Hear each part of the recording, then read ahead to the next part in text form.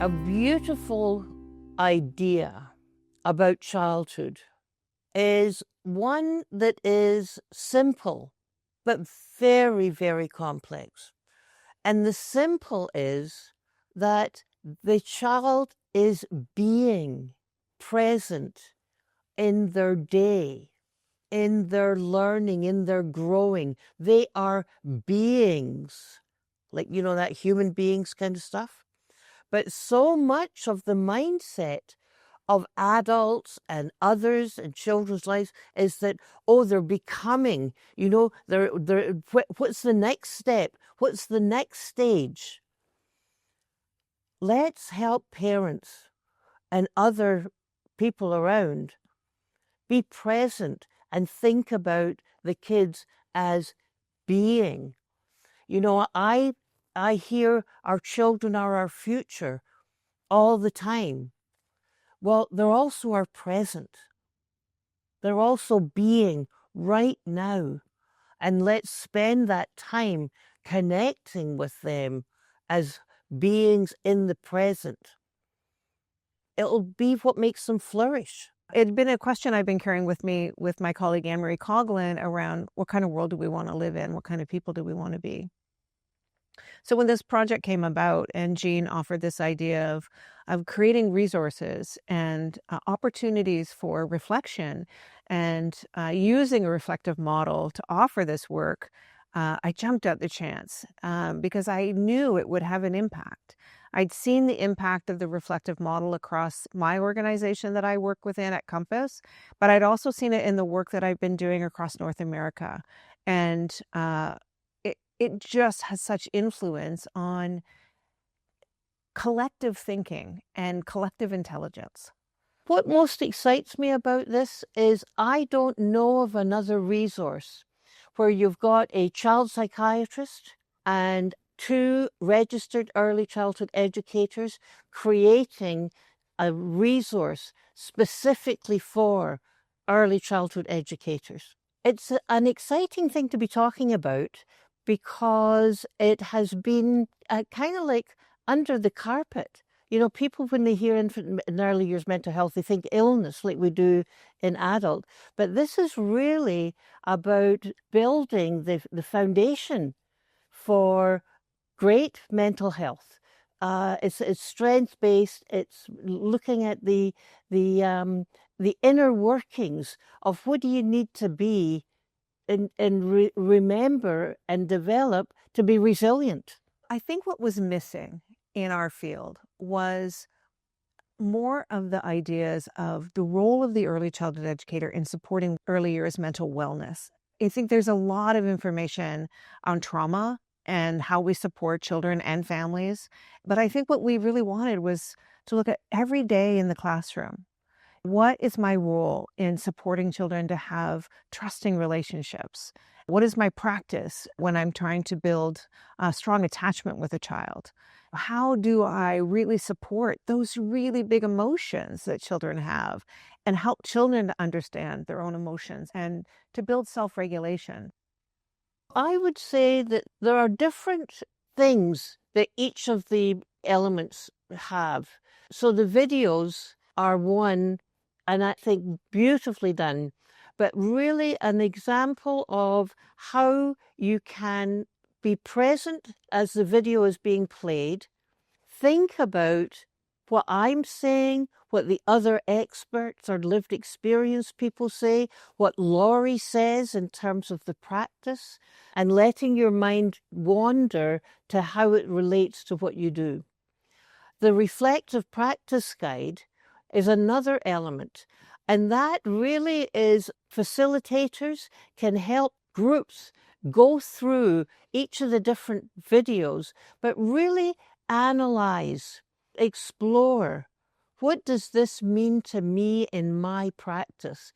It is just so related to reflecting on your own practice and others' practices so that your eyes can be opened to other way of doing things.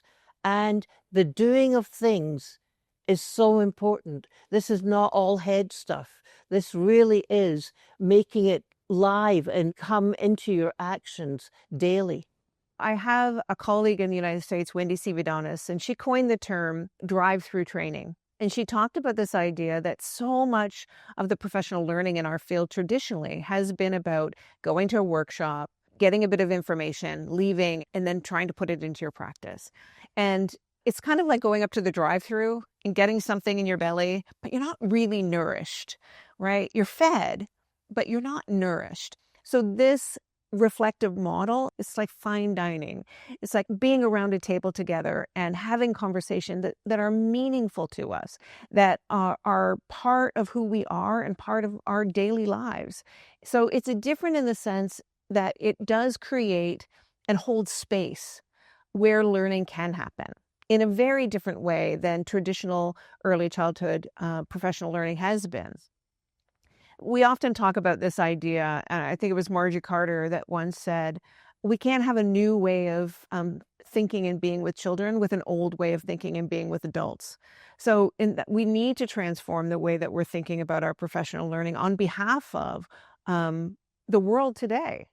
We were very intentional right from the start that we wanted to get many voices, diverse voices, people with other lived experiences than we have, and that we would reach out to people as well in our Francophone communities to say, can we create a resource together that you are manifested in and the others will appreciate and recognize that we very much want to see this as being thought of as reflecting the diversity, for example, of Ontario today. One of the things about inviting other voices is we did not tell them what to say at all. They were spontaneously looking at the concepts, and the resource is completely co-created by them with us in a way that we hope spreads to community who can then co-create with early learning and care their own story, their own way of moving forward. Language is always changing in our field. And a communities of practice is only one piece of this model. It is not the model. The model has 4 components, and communities of practice is one of them. I often think about a table with 4 legs, and if one of those legs is missing, it's a little bit unstable, right? So you want to have a communities of practice, a group of people that come together with these ideas, shared thinking to reflect and to think together about practice. But the other thing is you need time. That's another component of the model, is like you need time over time. This is not a one and done process. You also need protocols. You know, we have protocols in our field for everything, and we all know protocols for changing diapers and for washing hands. But the kind of protocols that can move us are thinking protocols. So you'll also need protocols to think with. And one of the main components is a facilitator. The model itself includes a communities of practice, but it is not a communities of practice model. It is a reflective model. And I think that's really important for folks to understand when you're thinking with these videos and when you're taking up this model. You need all 4 of those components. One of the nice things about having reflection is that say the concept of attachment. As you watch the attachment video and what Laurie and others have to say about it, it may well be that you start wondering about your own attachment, you know, and your attachment to your children. And so that's quite different. That's quite a different experience. And it makes me wonder if people are going to grow through this and with this project. So the reflective model to me means that it's not just automatic action, but it is a big pause between action and a reaction. There's a big pause, and that's about our thoughts, that's about what we feel, that's about what we do. And that pause is an opportunity to think about your thinking. But not just thinking about your thinking, it also has to do with acting and seeing how does my thinking relate to how I am and who I am and how I turn up. A lot of the time I get invited to do kind of one-off keynotes or whatever. And it's great to be passing out information. People, it's received very well.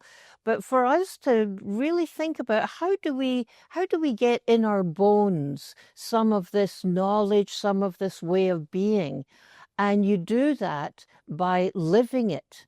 And we have the opportunity to live it in our deep dives, but also the facilitation is key, absolutely key, because the facilitators can take it to their communities and make it stay alive. So that is very different than the one-off. It means that professional development is happening every day, which is so exciting to me because it's lifelong learning. When I think about reflective practice, I think in its simplest terms, it is about thinking about our thinking, but it's so much more complex than that. It really is reflecting on the practices that you have and the impact of those practices. So reflection, I often think about, moves us to intentional practice, but our role then is to reflect again and think, what was the impact of what I just did?